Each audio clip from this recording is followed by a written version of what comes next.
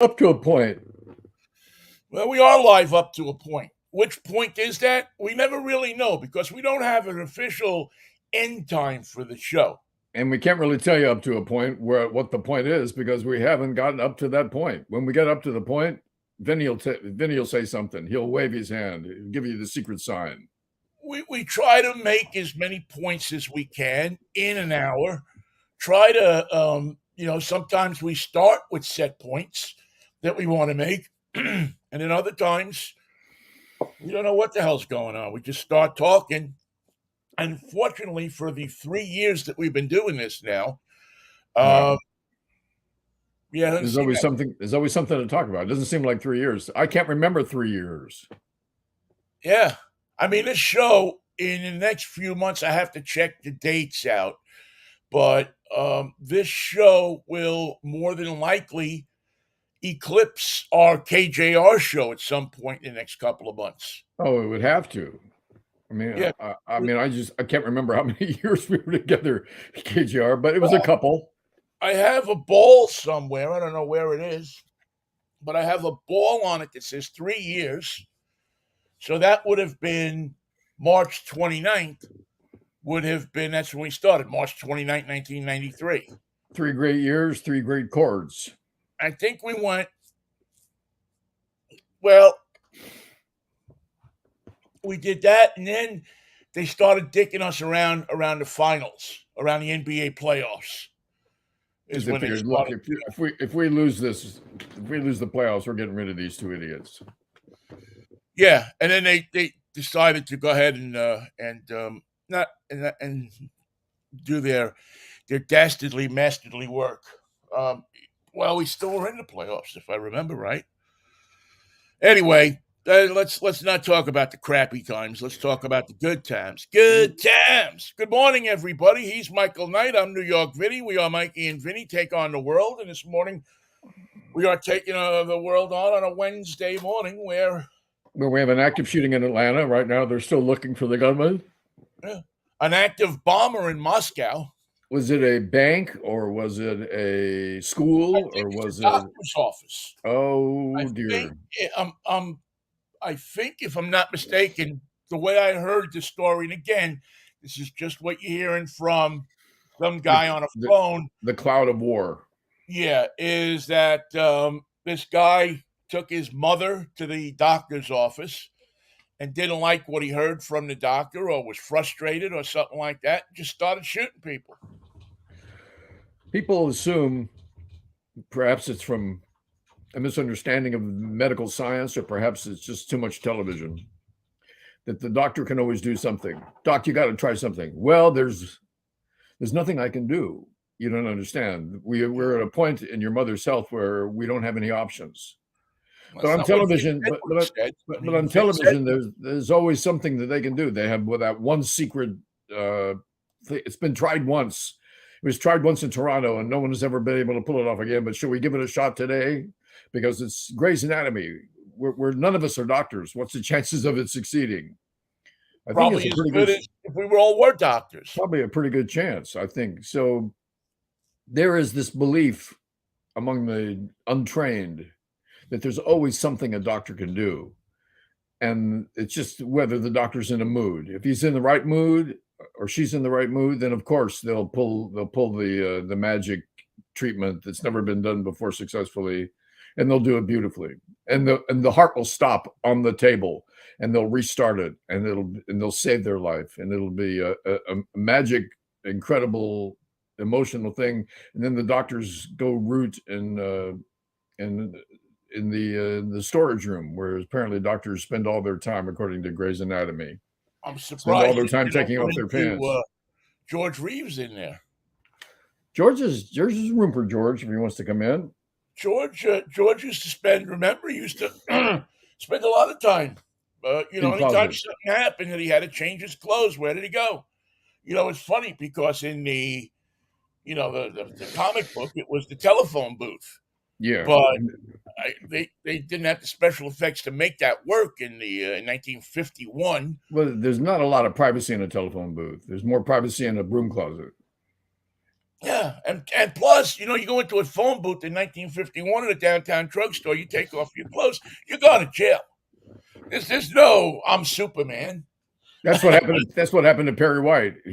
Got into the martinis one day at lunch, and before they knew it, he was naked in his office saying "Great Caesar's ghost." Poor old Again, John Hamilton was just screaming out the window, man. it happened.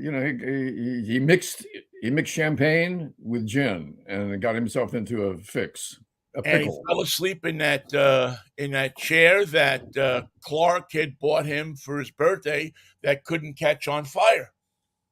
It's a non-catch fire chair. It's a fireproof chair because Clark knew that one day somehow Perry would cause some trouble in that office. Well, if he needed a broom, where did he go? He's the The editor of a storeroom. major paper. He would go to the broom closet, and you could never get the broom or the dustpan because it was locked. Because who was in there? Clark Kent or Superman, depending on how you feel about it, depending how far he had gotten into his transformation. And Perry liked to have a dust-free office. He wanted that office clean, and it would have been clean if they could have just gotten to the broom, but they couldn't. Well, but here's the other side of that. It always seemed wherever Clark was, the storeroom was right across. Like if he was in Clark Kent's office, he walked out, and the storeroom was right there. If he was in Perry White's office, he walked out of Perry White's double door office, and the storeroom was right there. If he was in Lois's office, he walked out of Lois's office, storeroom was right there. I don't remember, except there were a few of them in the later years where he had to kind of run down the hall to the storeroom. I think maybe at some point they got hip to that. Run down the hall? I'm sorry. Superman? Yeah. My favorite shot of Superman was always running into the alley, taking his hat off, and dipping behind the building. The hat and the tie at once. Right, the hat and the tie at the you had to be able. I actually Yeah, tell you you how tried much that? of a nerd I was. I actually practiced that because you had to be able to do it where you would pull the hat off, pull the tie down, open your shirt so that you could see the S Yes, under the, all in one fell swoop. and then Because take off. Superman only has two hands. And you got to take off your shoes because you can't go around with brogans on with your Superman costume flying in the air with leather shoes. It doesn't work. Yeah, it's going to hurt your ankles if you land on a sidewalk in a pair of I don't know, in a pair of. Florsheim I mean, winners. it's especially on the ice. Where's Superman? We saw him tumbling down a hill about 10 minutes ago. I guess they There's didn't have only one it building that on. I can. Yeah, well, it goes without saying. In fact, a lot of things in Superman went without saying. Like, what was Lois really thinking? Well, I went without saying. I think, I think we knew what Lois was always thinking. I think Lois. I mean, I think that one show where she dreams that she's married to Superman. That he comes in and she had been assigned writing the answers to the love advice to the lovelorn column. She was filling in. She was filling in, and Superman just came to the rescue once again and just said, "Well, I don't want you to be lonely anymore. So what do you say we take a shot?" By the way, Lois, I never asked you this before, but can you fly? As long as you hold me, I can. That was one of the great things that Reeves did so well. He was a good flyer. He Oh held yeah, his. yeah. No, he had that. And he hated doing it too. He hated Uh, flying. The oh, flying he part. hated doing that because he had fallen out of the harness a couple of times, Ooh, which was not good. you don't want him on the injured list. Yeah, no, he had fallen out of the harness. I guess they had him one time. They had him on a crane, and then I guess they're green screening something in the background, Might have been even before green screens. probably doing stock shots of him Yeah. flying over Hollywood Boulevard. He was always flying over that Texaco station. It was on Hollywood Boulevard, They and use the same shot over and over again. He's yeah, flying. yeah, well, yeah, it was always the same shot, and he had fallen and quite a considerable distance Ooh, and fallen out of that thing. I guess they had him up, maybe 10 feet, 15 feet or something like that, which, ouch. is okay when you're jumping it, but when you It's fall, okay. It's okay if you're Superman, not so much if you're just the actor playing Superman. That's another matter. the little Georgie Besselo from Woolstock, Iowa, it doesn't work out the same. Now I know you memorized all the names of the people that worked on that show. Who were the writers? Because Hollywood's on strike, the writers aren't working. Who wrote Superman? Well, there was a number of people that wrote. Boy, it as you know took the first 2 years were. Boy, I'm trying to think of it's man. I know the names. I'm just blanking. Oh, it'll come to I me. know it'll come to you. Uh, but One other thing that comes to mind is that the only building in the world that has more storerooms than the Daily Planet building is, of course, the Kremlin, which is why it was attacked last night. Too many storerooms. yeah, that's an interesting little thing that went on. And Zelensky out this morning, right in front of it, saying, We didn't do it. Was But not me. who are the two guys in the white overalls climbing up to the top of the tower? And what were they doing there at 3:30 in the morning is what I want to know. Some kind Yeah. of party. This is what the good old fashioned vodka does to you. I know it looks like fun and games until you get too much vodka. Then you're on the roof of the Kremlin at 3 in the morning, and here come the drones. Here come the evening drones. It really does look like spy versus spy after a while, doesn't it? Yeah. I mean, it really kind of takes on that insanity. Plus the explosion, or the erstwhile explosion, whatever it was. I mean, it was just fireworks. Just blink, blink, blinkety blink, miss everything. Put an ash can on a drone. Yeah. Nothing got hit. Nothing got hit. No one was killed. No one was injured. No one has a report to make except those guys. I want to talk to the guys in the white overalls. Those are the guys I want to see. I want to hear from them. What were you doing up there? Who told you to go up there? Do you go up there every night? Right now are having who's the Navalny cocktail. Ooh, polonium. That stuff will make you weird for a little while. Those And guys, then you're you gone. won't see Igor and Irving around anymore. No. Ivan, and both those guys work with a special crew that came all the way from Slovakia to do the rotunda there, and they work at night because they have very strange eyes and they can't bear the light of day. Sort of like vampires, but it's a Slovakian thing. A lot of work is done at night in Slovakia. You get that night vision, and you can't work during the day. The sun's out. Sun's out in Slovakia. You just go. You hide under the covers until it gets dark, and then 3:30 in the morning, look for us up on the roof. We wear white overalls. We speak Slovakian. You can't miss us. It's always amazing how the duality of everything becomes singular. The two becomes a one. Two becomes basically. It's well. Let's see. I'm trying to see if there's anything else going on this active shooter. They're carrying. It appears that they're carrying somebody out. Police are saying that there's multiple injuries. They're not reporting any deaths, but and we see a number of SWAT teams or people with vests on that say police. I mean, it appears sometimes you could just go buy a vest. Was it anywhere near CNN? Do we know that? It's downtown, but I don't know where downtown it is. I'll see if I can maybe pull it up while I'm. Oh, I know what street it's on. You can just take a guess and you'll be right. Peachtree, yeah. Peachtree Street. There you go, Peachtree. Not Street. even. I mean, that's not even a. I mean, you can go with Peachtree for just about anything in Atlanta. I've never seen one city with so many streets named the same. And you think there's a peach tree anywhere in Atlanta, the city of Atlanta? You think you can find an actual peach Yeah, tree? yeah. As a matter of fact, I stayed in a hotel uh, not so many years ago, where there was a peach tree, a grove of peach trees, right out in the back of the hotel.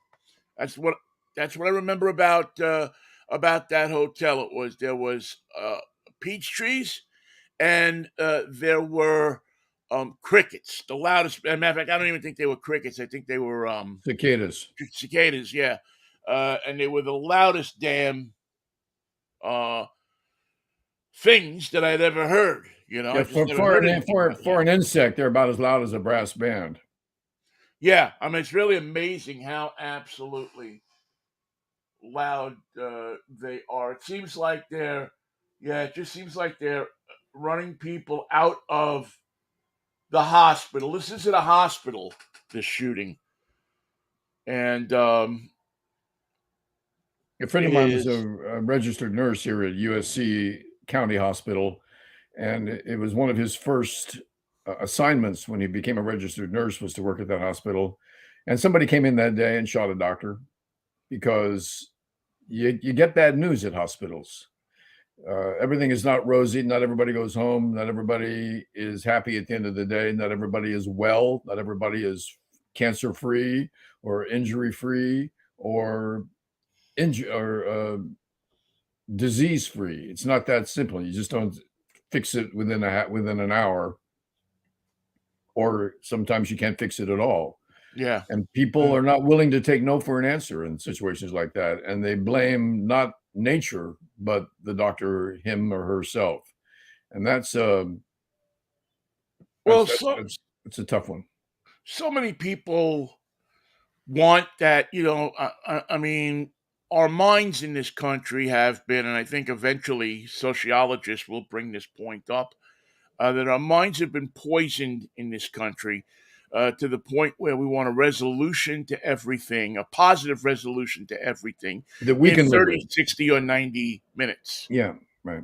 With And less if, commercials. So you really got 42 minutes in an hour. right. And if you don't get that, um, there's something wrong.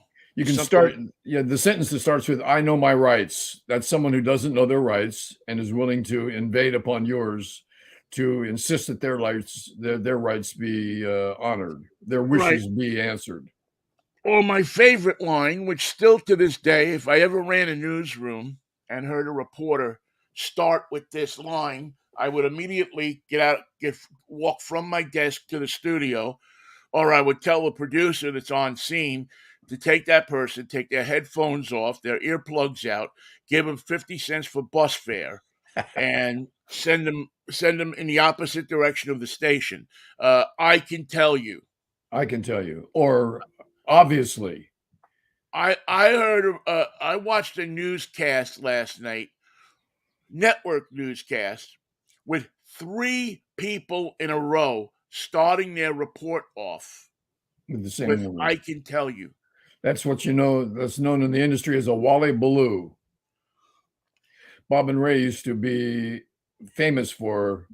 Now here's New York Vinnie. He's downtown Seattle. There's something happened overnight at the market. Hi, I'm New York Vinnie. I'm downtown Seattle. Something happened last night at the market, and we'll get to that in a moment. But first, I just wanted to say that's a Wally Ballou, and it happens in broadcasting. Or the Yeah, guy, or the person that says, "Now here's the New York Vinnie show," and he says, "Hi, I'm New York Vinnie. This is the New York Vinnie show." We just said that, but I didn't say it. It's different when I say it.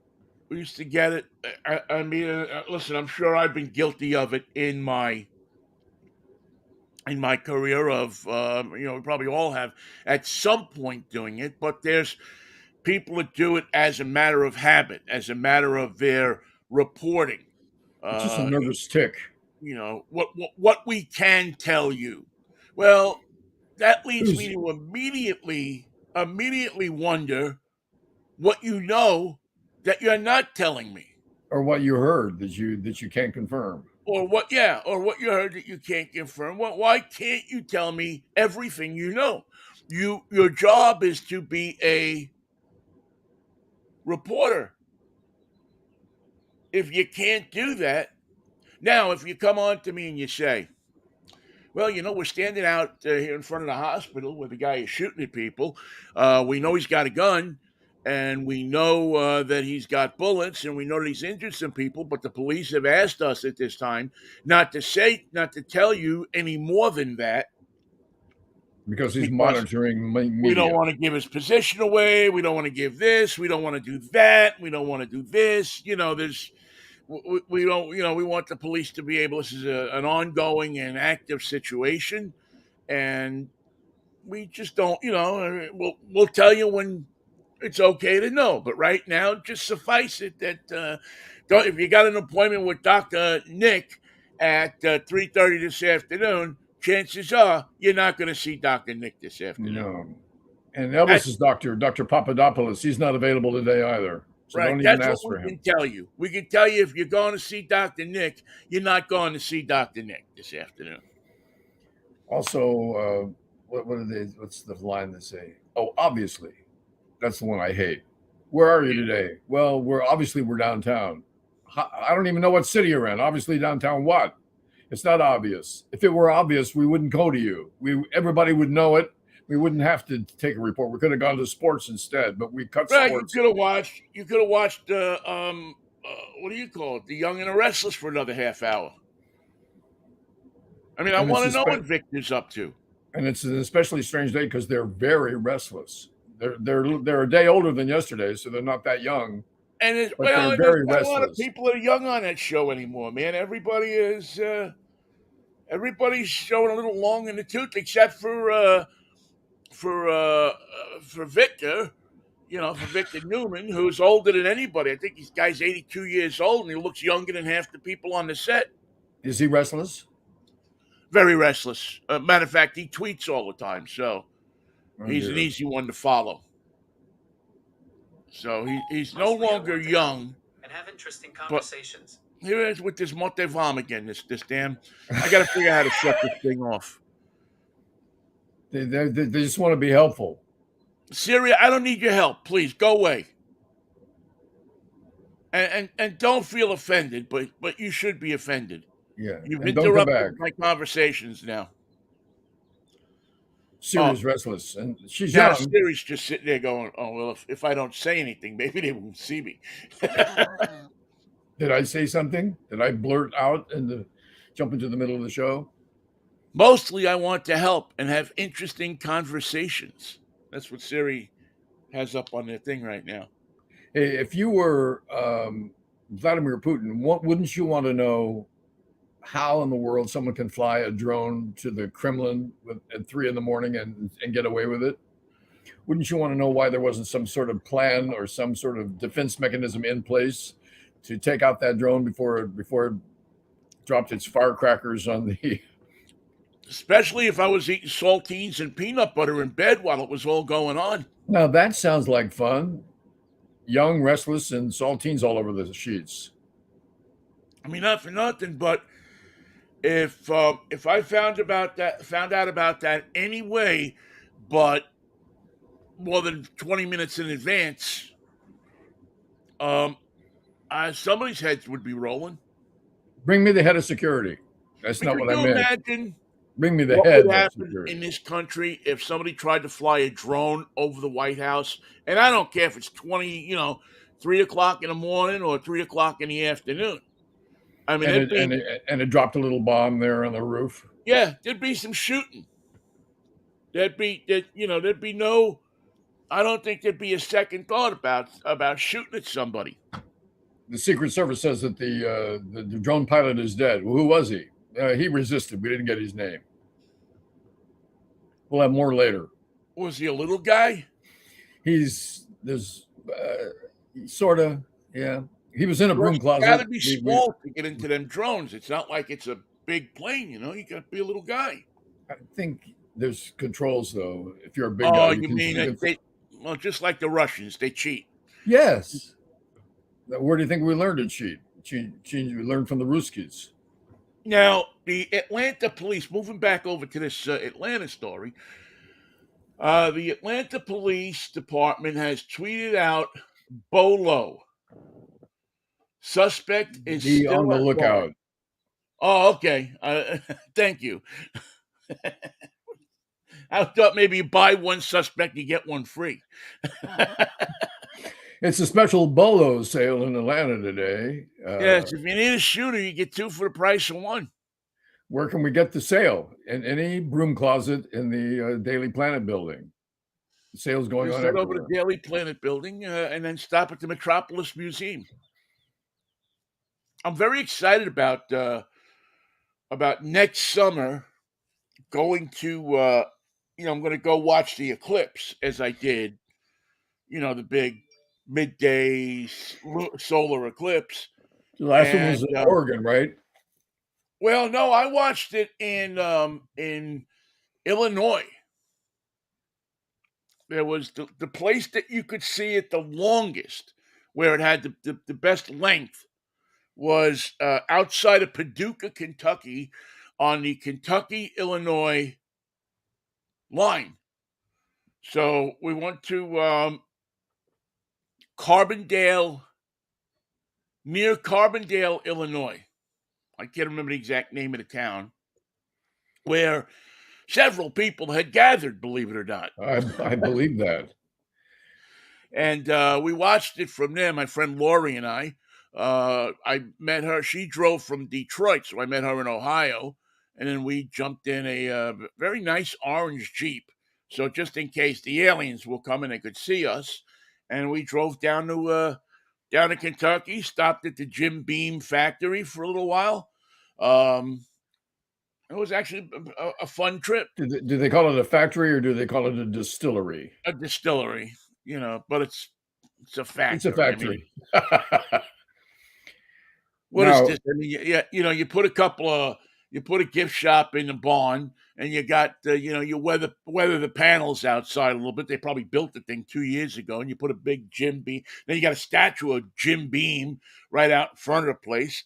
I don't know if that's the actual Jim Beam. I don't know if it's Mr. Beam. I don't know if it's Beam Me Up Scotty. But they got the statue there. Who am I to say that they're lying? Do they have lots of broom closets in the factory? Lots of broom closets. And you know what else they had? Tell Lots me. of bourbon. Oh, yeah, that would be a good idea. You wouldn't want to run out of bourbon at the Jim Beam factory.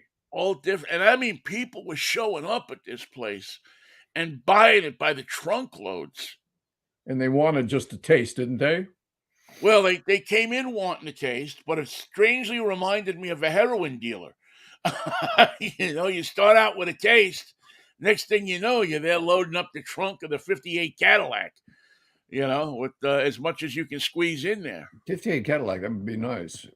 Drive that to the next eclipse. Where's it going to be, by the way, this eclipse that you're going to go see? It's going to be the last time it went northwest to southwest. This time it's going northeast to southwest. So Bangor, Maine? So no, it's going to be in about the same area. We'll be back in. I think they say that the longest viewing will be in Carbondale, Illinois. Wow, Carbondale, just right in the middle of all this important stuff. Yeah. So that's so. It'd be nice. It'd be nice if they had like a AA baseball team and they could play during the eclipse. Yeah. Turn on the lights. That's what I'm thinking is you should at the very least have a midnight baseball game, but the eclipse is it got pretty dark. I got to admit, I was surprised at how dark it got. It was. Did you think at any point that God was unhappy with you and He had turned out the lights because? No, I can't say as I did, to be honest with you. When I was what he did. You know what he did that. to Lot's. You know what he did to Lot's wife, don't you? Because he was disappointed in her performance. Yeah, and then I remember when I was a kid, I don't know, 10 years old, we had even before that, I think when I was about 7, we had an eclipse. And the nuns made sure that we truly believed that half the class wouldn't be there the next day. How about half the nuns? Yeah, whose ever parents didn't contribute to the school building fund, don't expect to see them. And, the Jewish kids up the block, forget about it. You won't see them anymore either. That was quite an eclipse. A lot of openings in the neighborhood. Yeah. Oh, it opened up apartments. Yeah. No, you get an Yeah. apartment a lot less on August 14th than you could on August 13th. Except that none of it ever happened except the eclipse. It got dark for 20 minutes or 30 minutes, and then And just to check on that, did the nuns commit even a slight sin? Was it a small times sin with a small s instead of a capital S when they lied to the kids about their future on this planet based on God's wrath over well, you the see that the eclipse? loophole in that law, Mikey, is that and they lean on the old faith thing. Oh, Is well, this is what we believe, and this is if you have faith, this is what you think is going to happen. When in reality, I don't know if they don't know it's going to happen, but they're going to hide behind the faith thing to say that something's going to happen. Now, listen, I believe in having faith in things um, that are almost virtually impossible to happen because, as we've seen in our lives many times, geez, how many times has Bruce Springsteen written about, I believe in the faith that can save me? I mean,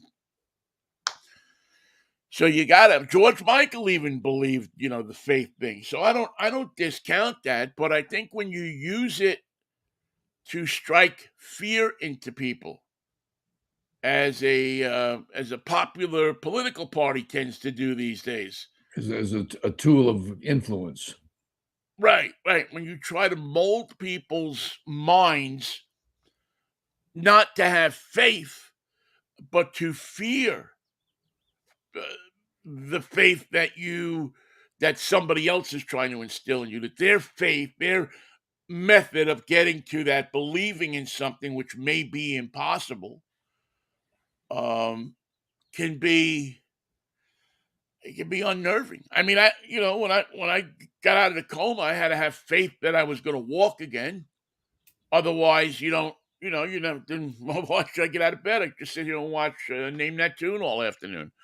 Uh, you I know, can name that song in one note. I always said, "How can you name that song in one note? That one note is in all the songs." yeah. No, I didn't say I would name it I mean, I correctly. I mean, said I could name it. Yeah. and you can accept the fact that if the building is on fire, the best you're going to be doing is directing traffic. You know, Well, what I find hard to believe, actually hard to believe, is that your faith is based on something that has never happened. That you're believing. No one's ever seen it. It never happened on this earth. It never happened in history. It's not going to happen today, and it's not going to happen tomorrow. But we have faith that it's going to happen anyway. And that sort of faith, that sort of blind belief in something that cannot be proven, that's never happened, that cannot be qualified, seems to me to be the last thing we would believe in. But it turns out in religion, it's the first thing you believe in. The first thing you do is accept that things that have never happened could happen, might happen, should happen, may have happened, and that's good enough for me. That's my faith says that virgin birth is a possibility. well, because at some point, I think, and I don't know, I wasn't there for this, but I think that they had to come up with explanations for things that weren't explainable. And so they kind of came up with this whole category of explaining it by saying, But, well, it's God, but it or it's turns out to this, be or it's it turns that, out to or be it's a the miracle. spine of the actual organization. And when your when your education is limited, when you're out, the biggest place you're going in life is to own two goats instead of one, so that you have enough milk or goat milk or whatever to sell some and make a profit and put a roof over your head. The things that we look at now, I mean, I could only imagine, Michael, what it must have been like if you're standing in, I don't know, Carbondale, Illinois, right? And there's no lights, there's no electricity, there's no nothing. And all of a sudden, you're getting pelted with hail. You got to come up with an explanation for that. There's I no gotta science. There's I got no. wait, but there is a science. It's called weather. What you just experienced was hail. It happens in the winter. Yeah, but very few people have the access to that knowledge at that point. Well, you don't That have to, knowledge, you don't have to believe it. Just go walking outside. Soon you'll run right back into the house and say, "It's hailing out there." right? But that knowledge is limited to just a few people, and they realize that that knowledge is power. That if you have that kind of knowledge, if you don't fear the hail because you know it's not God or whatever entity you have chosen to call it trying to eliminate you or attack you, and you realize that it's just a temporary atmospheric condition. It's going to last about 20 minutes and then move on. So but it's a great opportunity for the nuns to say, just because you wore your jeans too tight and you wore the wrong color shoes to school today, God sent hail to kill you. He got the kid down the street by mistake, and that's something we can talk about later. But he sent the hail for you because you sinned. You made him on. He was, what's the word I'm looking for? He was displeased. He was Yes, displeased he with the did way you look please at school God, and today. God said, all right, well, we're going to get little Jimmy in his front yard with a bolt I of got a lightning. minute. I'm going to send some hail. Yeah.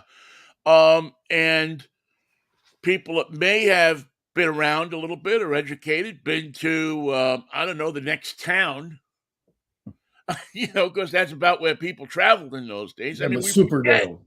that You went from Carbon. 99% of people up until the 20th century didn't travel but 20 miles from their house, from where they were born. And it took them all day to get 20 miles. And they were happy to get there. They went from Carbondale to Superdale. By the way, those are names that are being considered for capital of Slovakia. They haven't come up with anything yet. They don't know the name of their capital. They're going to name it, and they're going to have a nice lake too. When No, finish building I it. thought the name of they get rid of the old name. I've never known the capital of Slovakia. To my Yeah, knowledge, I say don't even know brr, where it's. Burr. brr, Oh, it's Bhrrr. brr. That's the winter capital. Well, it's pretty much winter all the time. Burr's the Even when it's winter summer, it's capital, winter. and Spritz is the summer capital. Yeah. They call it big. No, I think the summer. No, I think that Burr remains the capital, but I think a long time ago in the Slovakian Constitution, the government decided that they wanted, instead of just having these idealistic names that name this place for the Duke of York and name this place for the Jim Caesar and Beam. name this place for this, they would have reality based city names. So Burr, So just you have because. the capital is Burr, and I think the big resort town is it's hot, man. That's in the south, I guess, Yeah.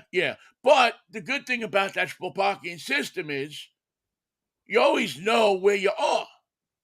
because you just can't get very far away from it. Right. I mean, you're driving down the street and there's a big sign that says, it's hot, and you go in that direction. Sale Ukrainian drones, $20 or 20. What's the article of currency there? Does it have a name? Oh, yeah, the NER. 20 NER. 20 NER. 1895. 18. I'm marking it down because these are Ukrainian drones, and if you want to attack, well, I'm not going to say. If you want to get even with somebody who's always been nasty to Slovakia, this is the way to do it. Get a Ukrainian drone. For you, it's $17.95 for the first one, but for additional $4.99, you get a second one and a carrying case. Do you see the idea germinating in my head? I mean, you can see my ear hair. I don't know if you can see it, but it's growing at a quick rate here. Because you think you got a good idea. I think I got a good idea, and I can feel the ear hair growing. I think if this WGA strike continues for any length of time, I mean, this is a show that was born of a pandemic. Um, I think that you and I ought to get a couple of people that we can work with and trust, and It's turning into a short list. Work with was easy. Trust, what are you going to do? yeah, I know it kind of eliminates a lot of people, doesn't it? But I think we should start producing at least once a week. Good morning, Spolpakia. Good morning, Spolpakia. Good morning, Spolpakia. And we could use the old man. All of a sudden, I got pollen or something. That's what happened to Don Lemon. One day he felt fine, next day No pollen. polyps he had. Oh, I got pollen. that's His better. was on the other end. That's better. Polyps. Trade pollen for polyps any day of the week. He was that. Anyway, we could get the old theme set from Good Morning America. You know that da da da da da da da. Hi, this is David Hartman. Good morning, Morning, America. Spolpakia. Good morning, Spolpakia. I think that would be. I mean, I know it's a device that's been used a million times, Well, but maybe we should do that on Fractious Fridays. well, I think we should write it. You know, I mean, we shouldn't just we should try to come up with almost a. Well, my writers, and as you know, they've made me what I am today, are on strike. Yeah. Well, maybe there's a couple of writers that want to just have some fun, practice their craft. Where's Ken Levine? What's Ken Levine doing? Writing. He's writing plays these days. He's not They writing put any Put stuff him on to in Burbank and North Hollywood. Yeah, I know he's been writing plays, but I guess his daughter writes, right? So Yes. Well, though not today. right, maybe we could talk them into doing a little bit of an exercise with us, or maybe get an actor or two. Get somebody. Maybe Roy Wood is not. I mean, it's going to be a whole bunch of these people not doing anything. Maybe Roy Wood Jr. will stand out at some intersection for us. And some of them have to have Spolpakian blood. It just stands to reason that Spolpakia is part of the great national fabric of our planet. What would Earth be without Spolpakia? A better place. Possibly, but what else? You asked.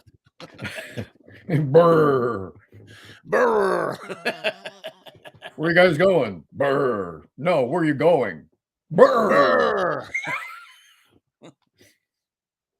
That's it. We gotta have a man on. There's got to be a man on the street feature for Good Morning Spolpakia, where you talk to guys on the street, and have them deal with the question of the day. Did you hear about the shooting in Atlanta today? No. What do you want to talk about then? If you don't know the topic of the day, I want to talk about our capital. I think the name's all wrong. You mean Burr? Yes, Burr. What kind of name was that for a capital? It should be Saint Augustine or Saint Cuthbert. It's easy to remember. It has feeling. Okay.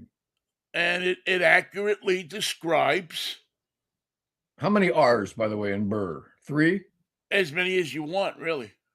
You can spell it however you want. I love that about a capital. Once you get past the second 2 or 3, it's all gravy. Second 2 or 3 would give you like 6. Go if you're really cold, if it's 2 degrees out, brr. Or if you've never been to the Capitol and you really want to go because you're excited, that could be an extra burr. Yeah, that's an extra burr, an extra R. Can you see the Capitol buildings and the rotundas and everything from Highway 66? Oh yeah, and 66A because both of them. 66A goes around, 66 goes through. And then of course you can go to the in America we have Detroit.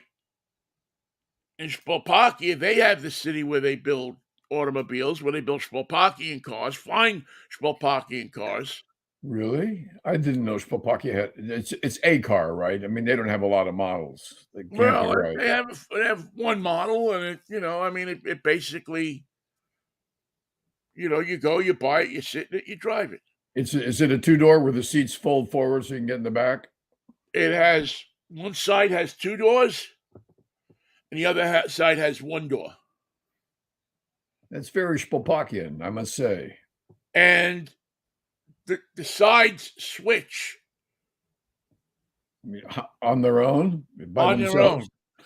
I mean, you may come out one day and there's two doors on the left side, one door on the right side. You park that thing, you come down at 5 o'clock to head back home, and there's two doors on the right side and one door on the left side. So getting coverage when you're leaving the dealership, you really got to make sure you got the right things covered in your extended warranty because your doors could disappear. Well, it's very good for the insurance industry. It keeps them working because they have to keep every day, they have to change those registration tags from two door to three door, or three door to two door, So or two door to four door. it's a paperwork nightmare, but But still. it keeps people working, Michael. You see, that's the idea. The idea of a bureaucracy, a well tuned bureaucracy, is to keep people working. Well, I think we agree on that. Is the car factory in Burr or is it in a suburb? No, The it's in. suburb. That's the name of the town?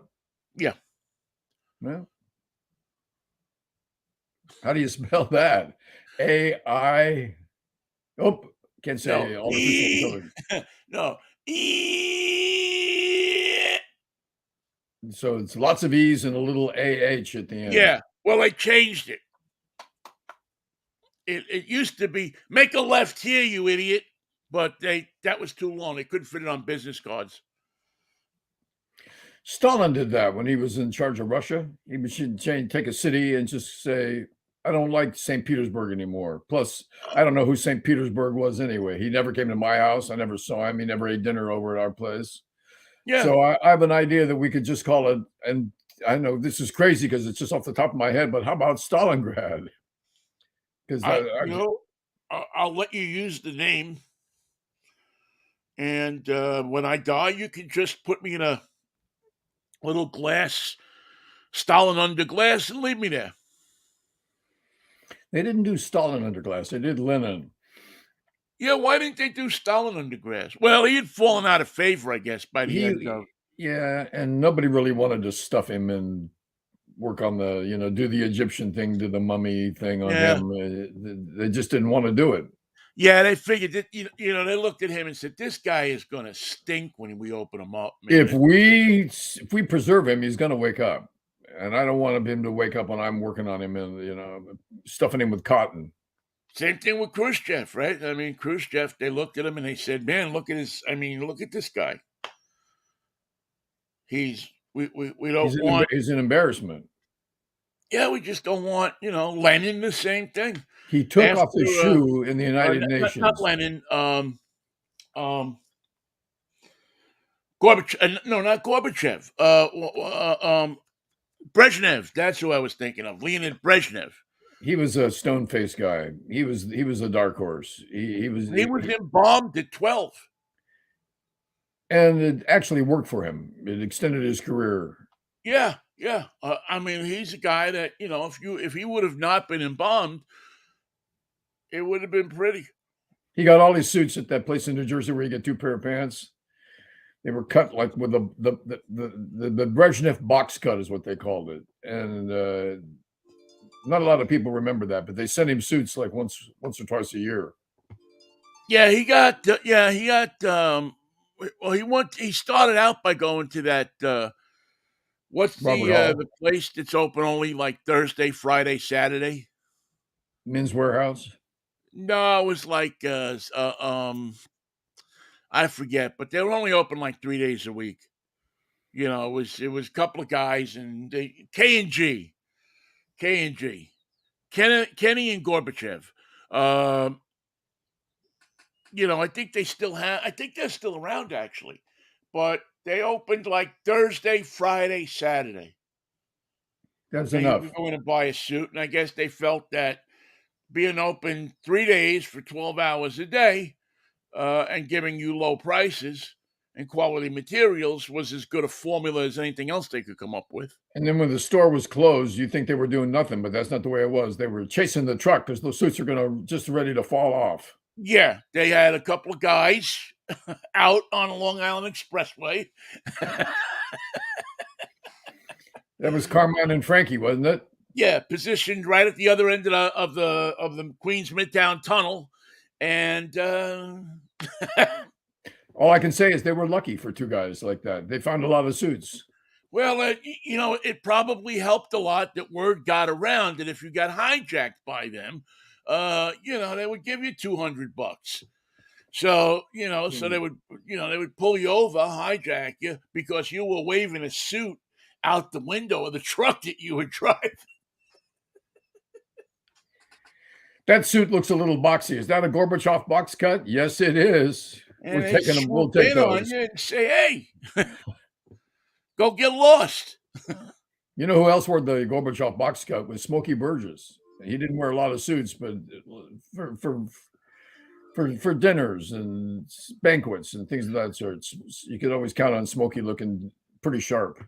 Is it me? Because you're in much more of a fashion capital of the world than I am. I mean, people here in Seattle wouldn't know fashion if it hit them right in the head, Well, straight this on. is the city where the men who wear suits just walk in the rain without an umbrella, which has never made any sense to me, but it seems to work for them. It's but is there a distinct difference in men's suits these days? A distinct thing where and I've noticed with the young guys, young men, is they wear very short jackets. They wear a jacket that doesn't fit, is what you're saying. Right, It doesn't very even tight come pants. doesn't come close to fitting. None of the suit fits. We just saw this in the NFL draft. Yeah, Kids, and I saw it last night. I was watching a tiny bit of the Met Gala or Gala. That was, they broadcast part of it live, and everybody's suit looked like they bought it off, like James Corden had a garage sale and decided to get rid of all of his suits before he left town. What I don't understand is how you keep that one button that's holding the whole thing together. How do you keep it from popping off? Because it's under extraordinary stress. How does it last through the evening? Because once it goes, your whole look unravels. As a guy who's been big most of my life, there are ways that you can learn to dress properly so that you don't look like you're stuffed into a taco shell.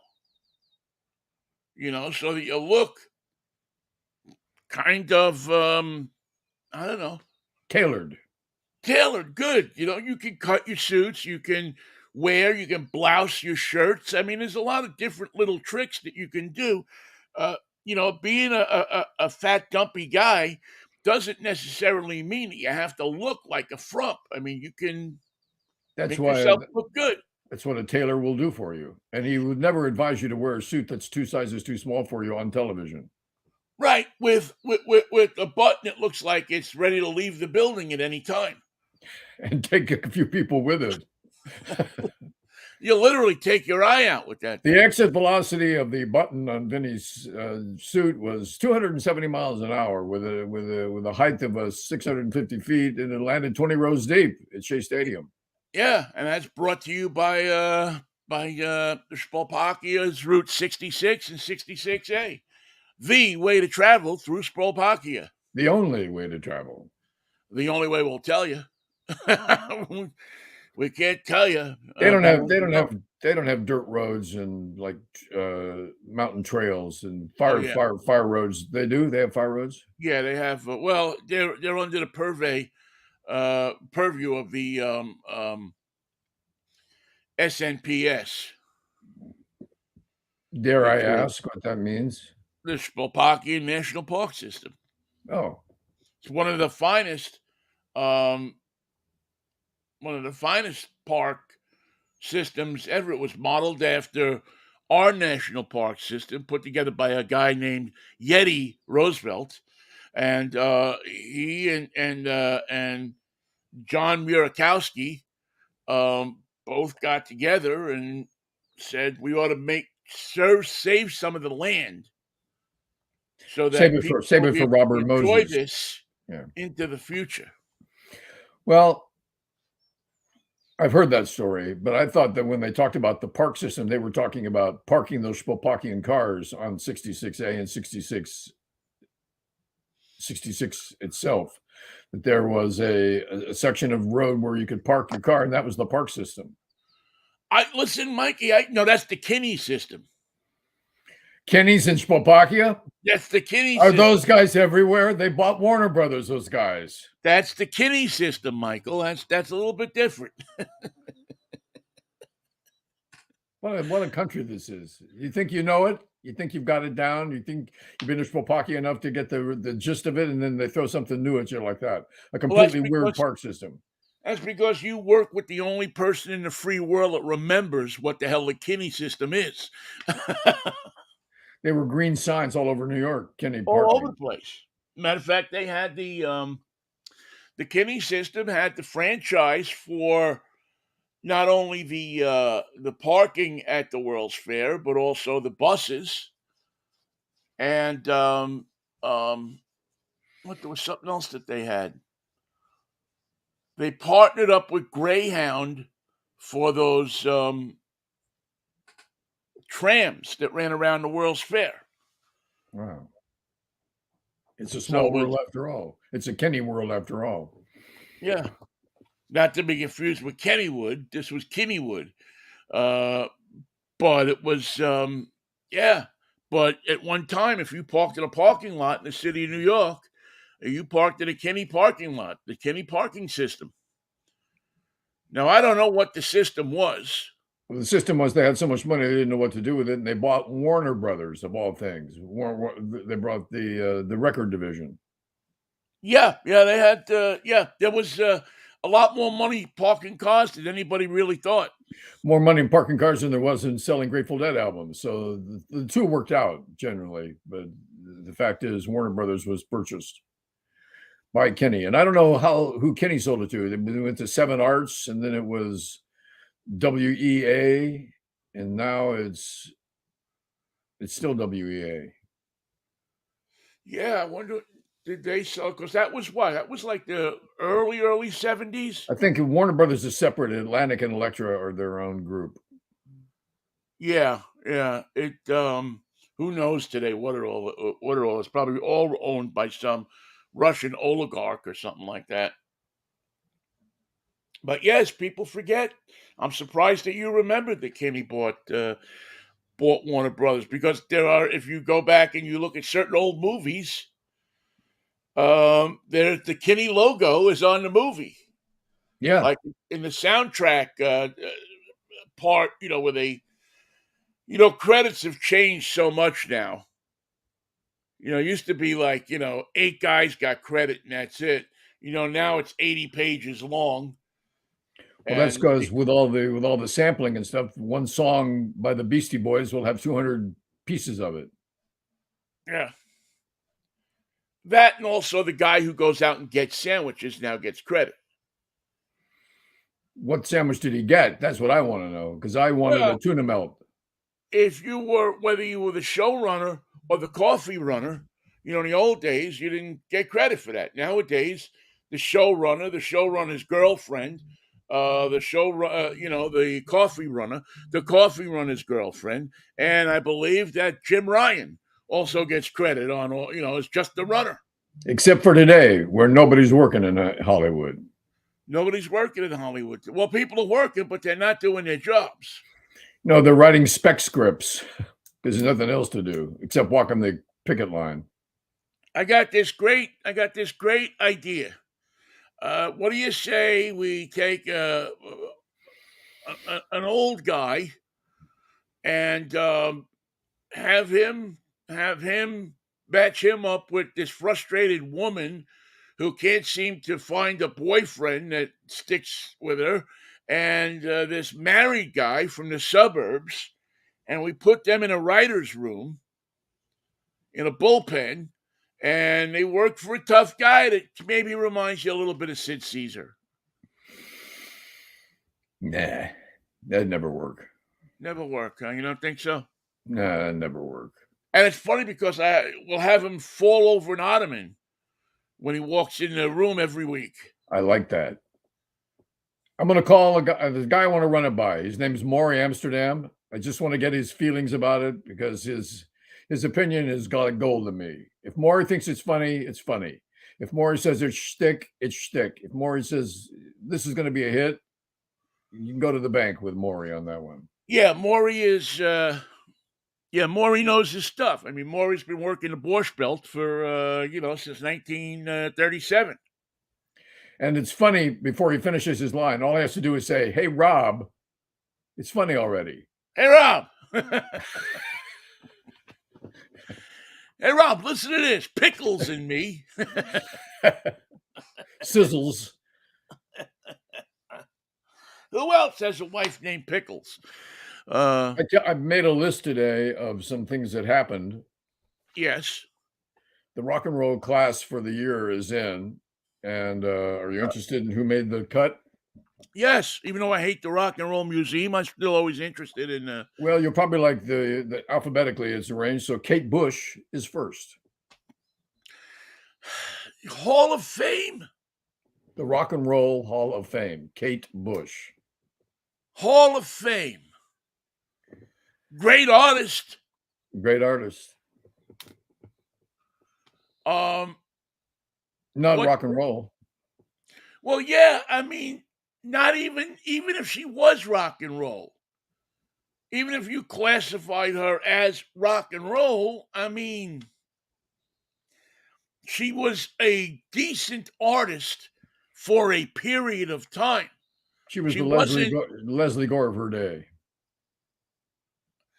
I would know because Leslie Gore had 10 hits in a row. Kate Bush have a hit. Running Up That Hill was it. That's about it, right? And even then, she needed Peter Gabriel to push her. Yeah. Which takes us to the second person on our list, and that is Sheryl Crow in the Rock and Roll Hall of Fame.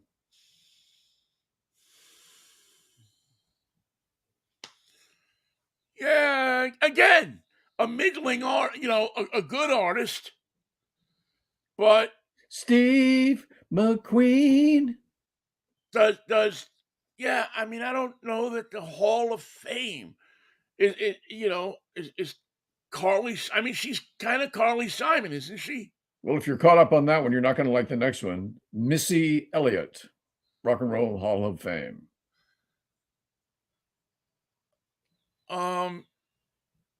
She had a rock and roll song? No, she did not. She had it, didn't she do The Stoop? Wasn't that her? She was R&B all the way. Yeah, I mean, but if you let her in, then you have to let the next person in, and that's George Michael of the Whams, or just Wham. Well, I could probably go with him. I mean, you think about a predominant act in his genre of music for an extended period of time.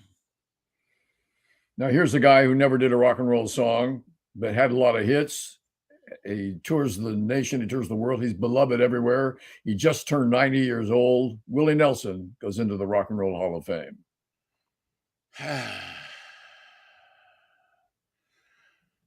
I'm gonna say yes, only for one reason. It's Willie. My daughter and I are gonna go see Willie in July. He's coming to Oregon, and we've made our plans. And I've said that one thing I want to see before I die or before he dies. Both. I've never seen Willie, so I'd like to see Willie. And so there's this festival in Redmond, Oregon. And as a matter of fact, Sheryl Crow is going to be there too, as well. She's a country artist now. Yeah, well, this is basically Yeah. a country thing, but I'll go. I'll go see Willie because how much longer is Willie going to be around? Well, he hit 90. That's all I can tell you, and he's still playing. Now here's one that is a rock machine, but never rock like Journey was rock or Blue Oyster Cult was rock. It's Rage Against the Machine. They made their cut, and they're in the Rock and Roll Hall of Fame. Bulls Yeah, I on mean, out of parade. everybody you've named me so far, maybe they're they're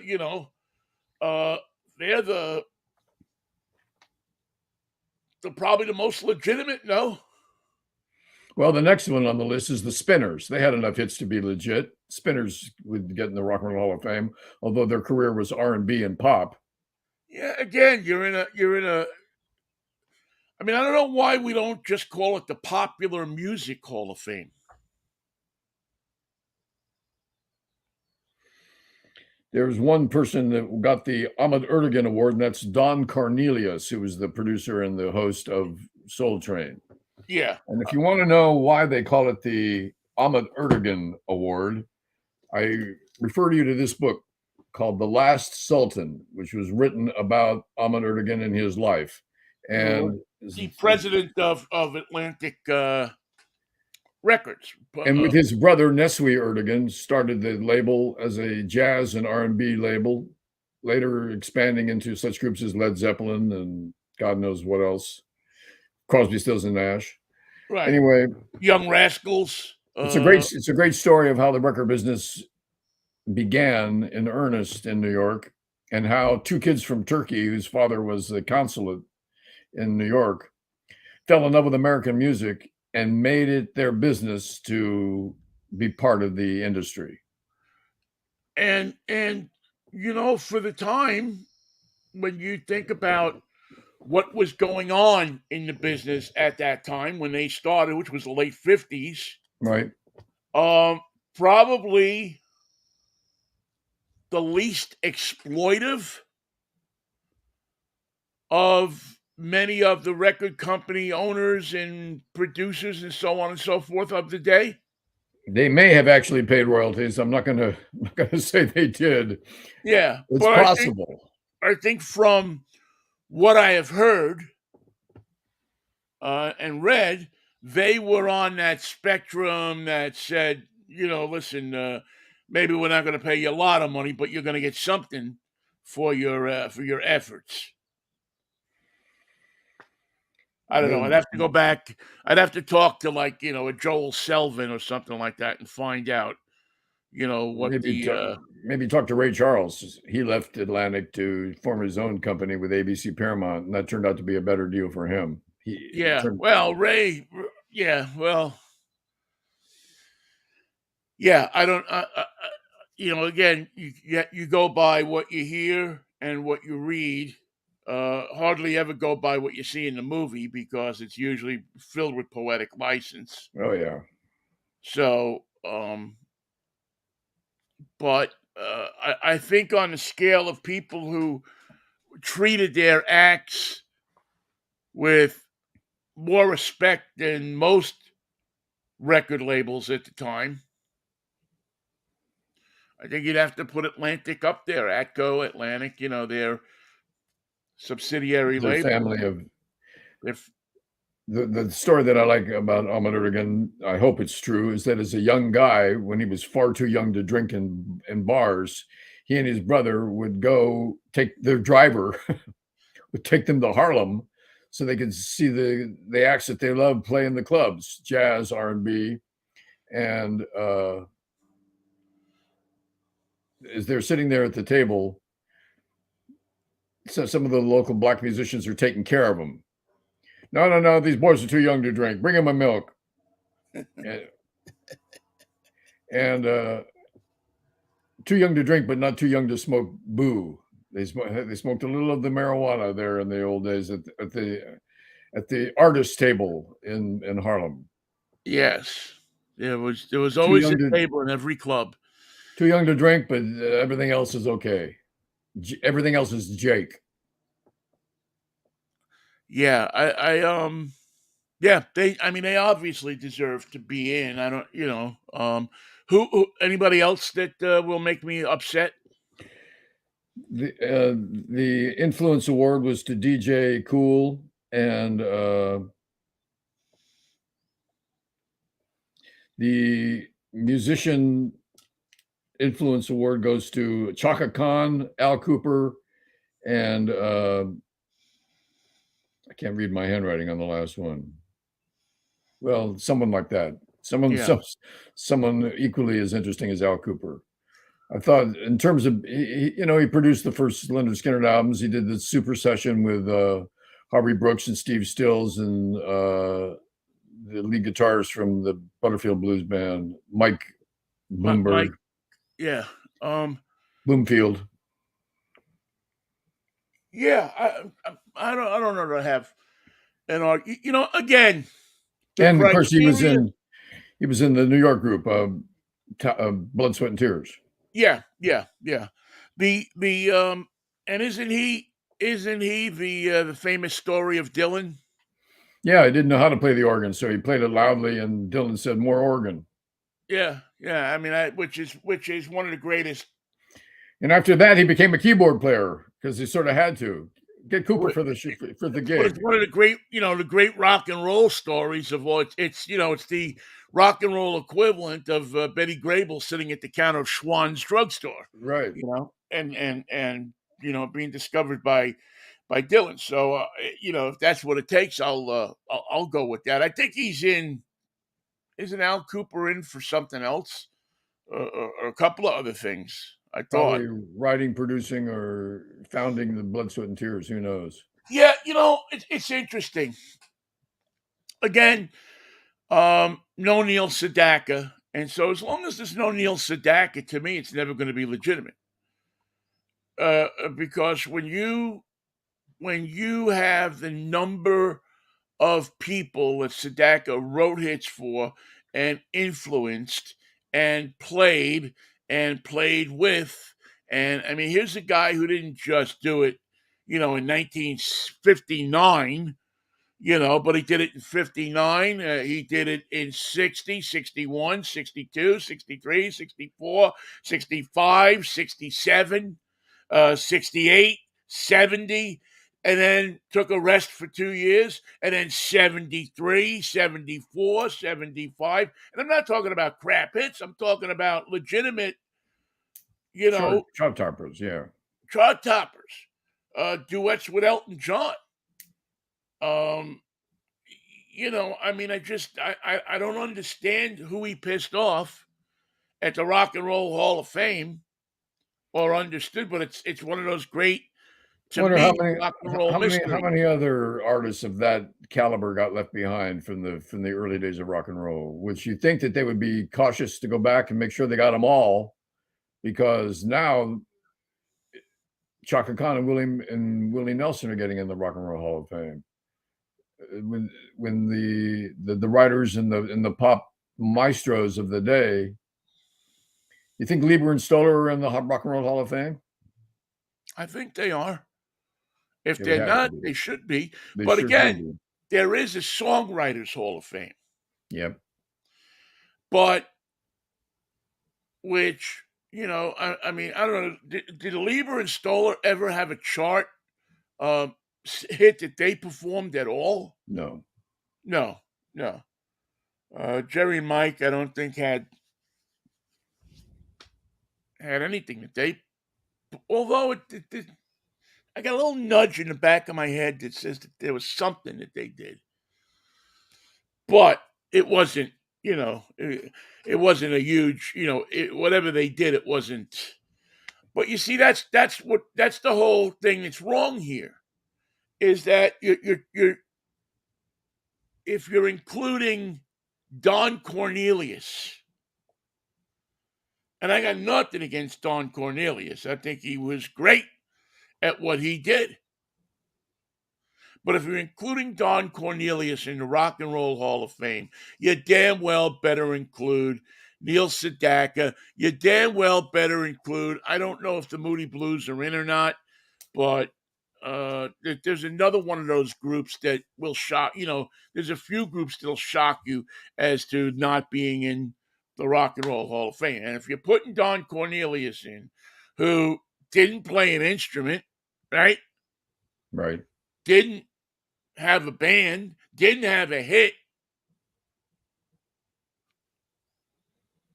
I'm sorry, but it illegitimatizes the entire institution for me because it's just it's a gift shop. Yeah. It's a gift shop on the side of the lake. You don't have to see the whole thing. Get a T-shirt and be on your way. Let's go get lunch. Now, I just told my friend, my friend Keith is going to Cleveland. Matter of fact, he's going this week. And he asked me about the Hall of Fame. And I said, well, have you ever been there before? And he said, no. I said, you know what?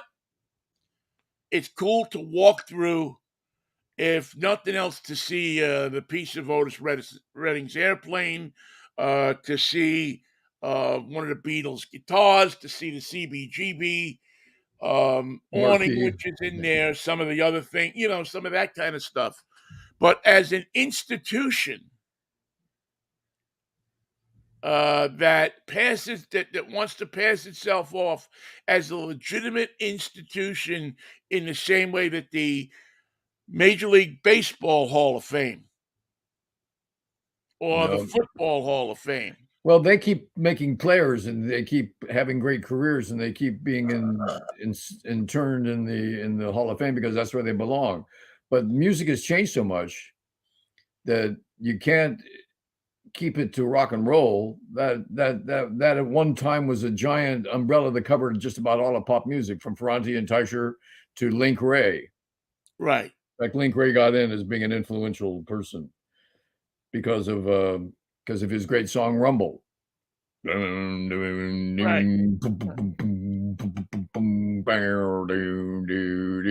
He had a rumbly guitar. Well, nobody had done that before. Just like Duane Eddy had the tuned his guitar down to like a bass guitar. Yeah. And he had a twang on his Gretsch guitar. Well, that type of music had its day, but it evolved into something else. And now it continues to evolve past R&B through hip hop to God knows what's going to be next. But the fact is there'll always be some form of pop music. And that's apparently the middle ground that they're going to stick with in terms of, that would have been called rock and roll in another time. Well, but to me, and that's why henceforth that you need to come to a decision to say that it's going to be the Popular Music Hall of Fame, where you include songs and artists that charted on the Billboard or the Cashbox or the CMJ or whoever's thing you're looking at, that those people are looked at. Otherwise, because Madonna is not rock and roll.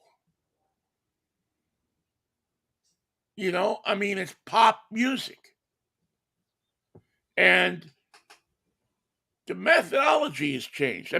Go back and you look at the WABC top 100 from any year through 59 to 65. Even later, go to 68, 69. The number one song in 67 on the WABC top 77, the top 100, I forget what they were doing. Sergeant. With the Ballad of the Green Berets. Not a rock and roll song. No, a propaganda screed. But it was the number one. It was the most purchased record in that year. In the same year that Sgt. Pepper's Lonely Hearts Club Band came out, which should have trounced it, right? Well, there wasn't. Talk about rock and roll. I don't know what WABC. What did WABC play from Sgt. Pepper? Because there wasn't really a single on there.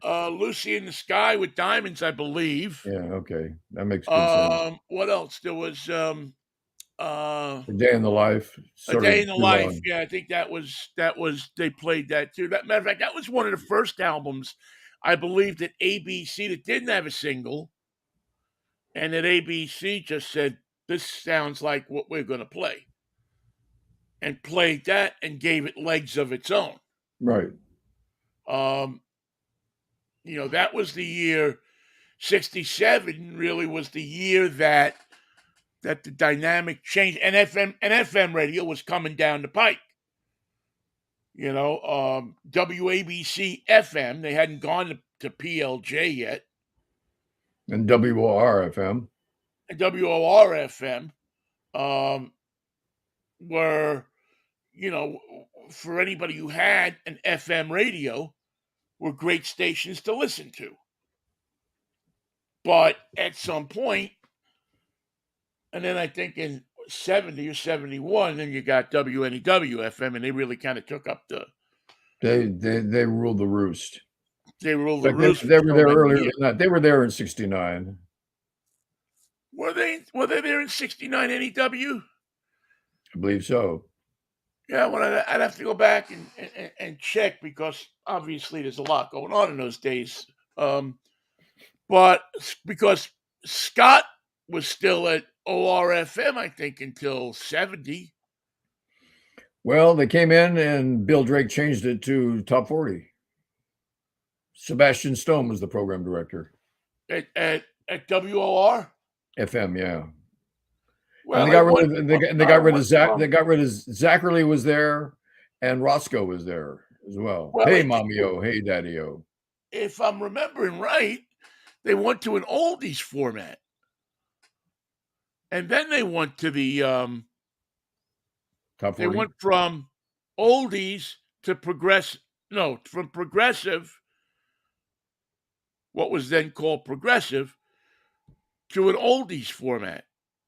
I don't And then remember they that. dropped out of the oldies format, and that's when CBS picked up the oldies format.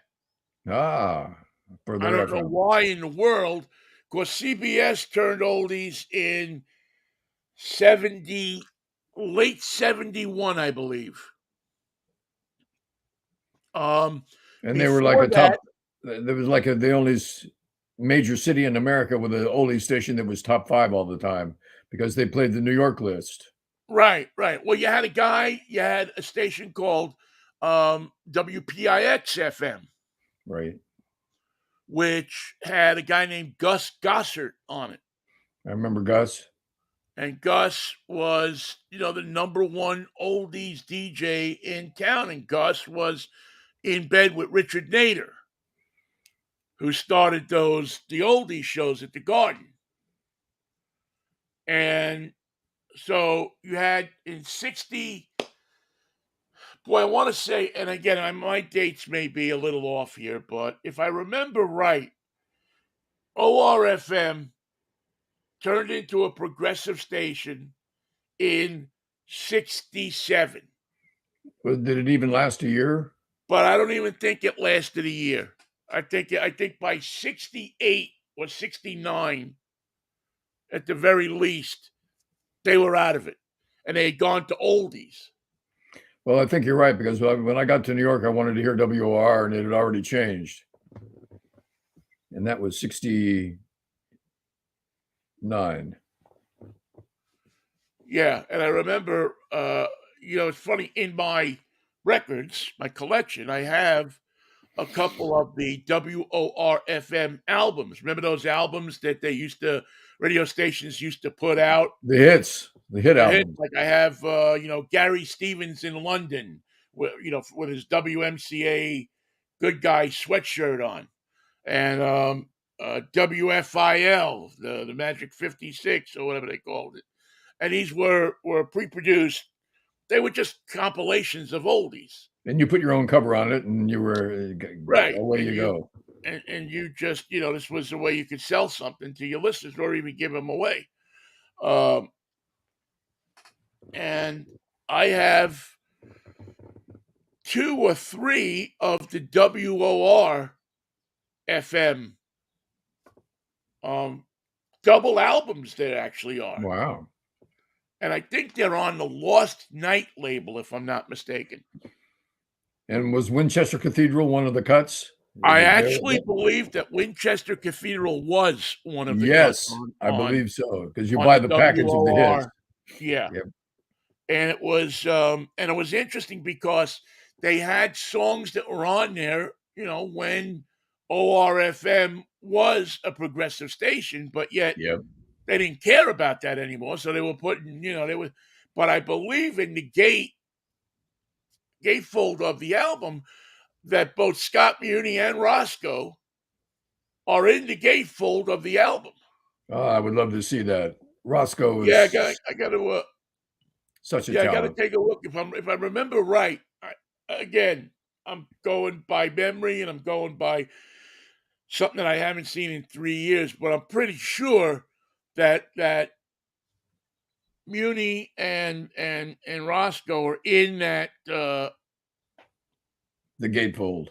in the gatefold. I was just looking at an update. I'm glad we got into this, Michael, because the news just looks pretty ugly out of Atlanta. So How many? 1 dead, 4 injured at least. 3 critically injured, 1 remains in the emergency room. Well, all I can say is thank God it had nothing to do with guns. And you're going to hear today a lot about gun control. Ladies and gentlemen, don't believe it. The guns had nothing to do with this. Even though guns were used in the commission of this crime, I'm willing to say, as a believer in the Second Amendment, that guns appear to be involved, but may not be involved.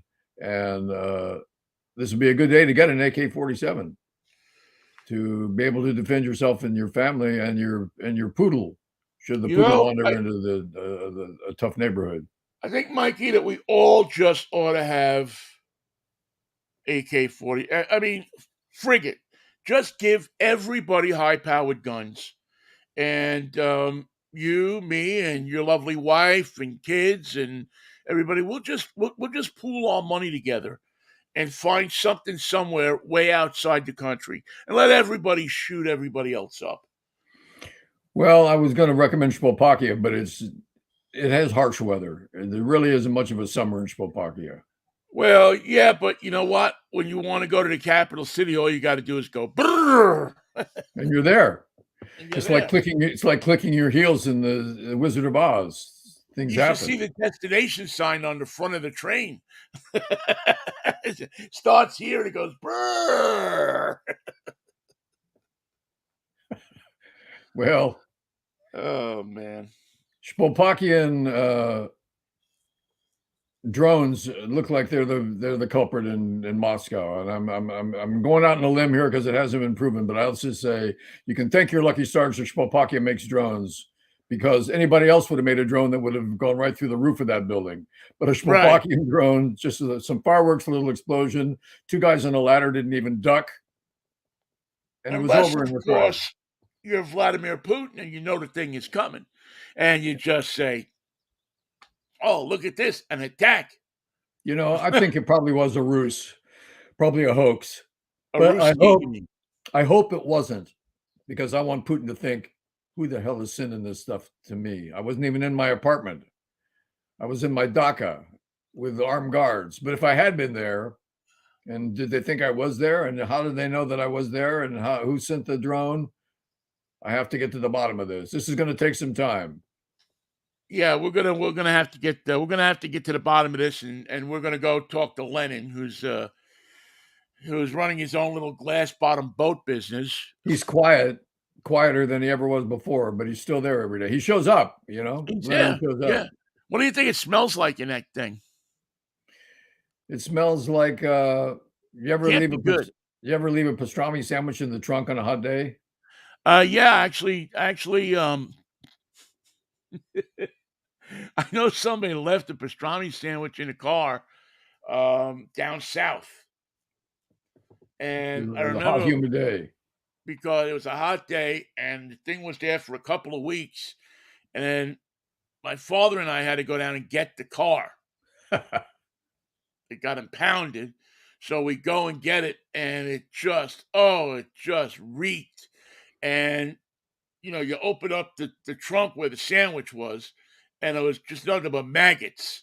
I mean, the Yeah. entire floor of the trunk was just. I remember driving it to a gas station and taking the radiator water hose and just spraying the Geez. trunk of the car to get the maggots out.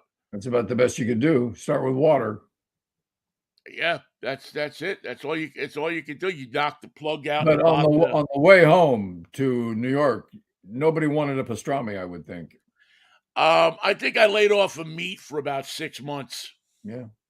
I think it's the closest I ever came to becoming a vegetarian. Well, what Although about my that brother story? was like chopping on hamburgers all the way up, it didn't phase him in a bit. Not in the least. If that's for me, I tell him I'm away from my desk. Yeah, it's my lovely daughter. I'll hang on one second. Yeah, talk to Aaron. What the heck? Hey, I'm doing a show with Mikey. I'll call you back in a couple of minutes. Okay, you don't have to answer. Okay, you okay? Yeah, I'm fine. All right, talk to you in a while. Love you, bye. I love you too. Bye. A I lovely always get daughter says, nervous I when love I you. get a Bye. call in the middle of the day. I don't know why.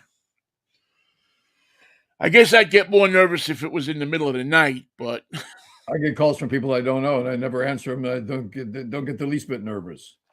my recurring dream is that she's going to call me and try to sell me an auto warranty. Well, yours has just run out. That's what you don't realize. Your warranty just ran out, and so did your It's- coverage for your computer security. Yeah, my Norton. I haven't had Norton computer security for 10 years, but they keep telling me it just ran out like 20 minutes ago. I like the way you say Norton because you say it the way Jackie Gleason would say it. Norton, Norton, yeah. get in here. We used to have a guy. I used to have a guy that works for me named Norton. We would, hey Norton, get in there, Norton. One of the great bits for radio is that you have an assistant who helps out in the studio, like a producer or a gopher, but you have Yeah. to give them a funny name Right. because you just call them by their last name. Bigglestein, get in here. It's got to be a funny name. It's got to be a distinctive name, and Norton could work. We had a guy at KJR after they put me on the evenings who worked in the Fred Meyer produce department. Good. So we used to call him Fruit Boy. Fruit Boy, what's the score? By the way, I want to thank the Fruit Boy. Giants for actually winning a game last night against Houston, 2-0. Never mind. And I also want to thank the Warriors for not showing up against the Lakers. 2 shots is all it took. 2 shots. How many shots did you miss all night? 2 shots, you would have won the game. Not going to be. Well, listen, they need a rest. It was a tough contest against Sacramento. Give them a day to recover. I don't know, man. I mean, the Lakers look pretty freaking good. That's the great thing about basketball. Yep, It, they as came to good play. as everybody is, how many times do you see somebody who ain't half as good as they are knock them off because they look like they're 2 times better? Well, the Warriors had difficult, although they scored 115 points or something. They didn't have a very good night in terms of their accuracy. They missed a lot of shots, Yeah. and those shots would have made the difference. But my man is still Kayvon Looney. I'm a Looney man. Looney's my man. His teammates call him Loon, and he gets the rebounds. And that's what I love about basketball. Make your free throws and get the rebounds. If you had done that, by the way, if you had made the free throws, you would have won last night's game. You can say that about almost every basketball game that I've ever seen. How many guys do we see that just don't make their free throws? That's my point. Free throws win the game. Rebounds win the game. Period. I mean, I could even see if you can't rebound, maybe you're afraid of physicality in the key. But what in the world is your excuse for not being able to throw a free throw?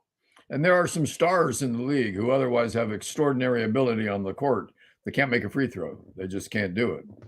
I don't understand that. Nobody within 3 feet of you. They By the hand you way, the ball. they are actually free. There's no charge whatsoever. they back off. So Get you out have of your enough way. space so that they're not even running around under the basket to like try to distract you. Most people are quiet, but Draymond Green continues to talk through the entire process. He's the exception to the rule. He's the exception to a lot of rules. But I mean, nobody's looking saying, "Oh, geez, I mean, this guy." It's just it's absolutely amazing to me that these guys can't make free throws. Right? Maybe it's because they're free. What if you got $1 for each one you made? Would that make a difference?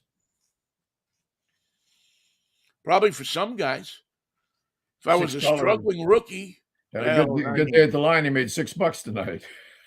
if your mom called up, said you make that free throw, you're not getting any collard greens And this they call it weekend. the when you come charity home. strip. It's not a charity. It's not a charity at all. It's free. It's from the game to you. It's just what you make of it. Here you go. Here's the ball. Stand here, make a basket. It's free. It counts. If you Show the make it, it kids how counts. good you are. Yeah. Show them you mean it. Okay, they got a guy. Let's see. Dion Patterson is the person that the Atlanta Police Department is looking for. He's still at large as of 2:46 p.m. their time. Was he there with some member of his family? I think I heard that the story was that his mom, there was something going on with his mother, and that was the That's what put him over genesis the of edge. this whole thing. And put him over the edge. But fortunately, he had a gun. Well, yeah, because the people, it's turning into a situation in this country that the unfortunate people are the ones who don't have guns. And they're so angry that they're too tied up with their emotions to go buy a gun. It's a sick situation, Michael. That's just American laziness. If you're angry, you got a situation that's bothering you. If it bothers you so much that it affects your entire day, every day, how come you don't have a gun? What are you waiting for? Many years ago, a young man named Sam Wainwright told another young man from his hometown, plastics. Yeah. I'm telling you, plastics. Any minute. And he meant plastics. I would think right now that the same situation would present itself, and Sam would look into the eyes of Jimmy Stewart and say, "Metal detectors, Spolpokian drones. metal detectors, and Spolpokian drones. That's what we need. That's what'll get us through the day. You hear me? You hear me there, George Bailey? Metal detectors." And by the way, Spolpokian drones are great on takeoff. They have some issues with landing. We all know about this. So do what you can when it's in the air, but don't land it and expect to take off and go back to your job. That's not the way it's going to work. Spolpokian drones land with great difficulty. The Spolpokian drones do not believe in the basic tenet of the BS&T rule. And what would that be? What goes up must come down. It does. It comes down. It comes down in pieces. It goes up and one piece comes down and up to 20 pieces. You think Putin was just crapping his pants? Just go on. If you ever want to see a guy who still has that first step, I bet Putin had that first step last night. I'll be right back. Yeah. You stay here. Look Like away. Vladimir, where are you going? Where do you think I'm going? I'm going to the broom closet. Someplace where you can't go. Come, babushka. Let us go. I'll see you Friday for a Freaky Friday. Who knows what craziness we'll have to deal with on that day. The great thing about the show, Michael, is we're never sure that we always think we're going to have a show on Friday. We're just not 100% sure we're going to have a world to broadcast it to. We'll go without the world. We've done that before.